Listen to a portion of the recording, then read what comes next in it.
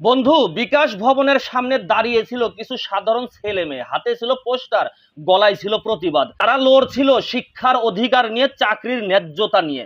কিন্তু মমতার পুলিশ আর সব্যসাচীর ভাড়া করা গুন্ডারা এই শান্তিপূর্ণ আন্দোলনকারীদের ওপর ঝাঁপিয়ে পড়ে, লাঠি চালায়, টেনে হিসড়ে নিয়ে যায়। ঠিক তখনই তৈরি হয় আগুন। মমতার অহংকারে গাথা লোহার গেট, হ্যাঁ সেই শক্তিশালী লোহার গেট, যেটা মমতা ভেবেছিল কেউ ভাঙতে পারবে না। দেখতে দেখতে বন্ধুরা, দেখতে দেখতে গুড়িয়ে দেয় সাধারণ মানুষ।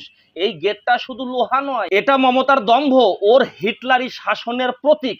আর আমরা আজ বুঝিয়ে দিলাম, যদি অন্যায় করে কেউ লাঠি তোলে, তবে আমরা কলম ফেলে দিয়ে হাত তুলতেও জানি। বিকাশ ভবনের গেট আজ ভাঙ্গা হলো, আগামীকাল 2026-এ ভাঙবো ভোটের বাক্স।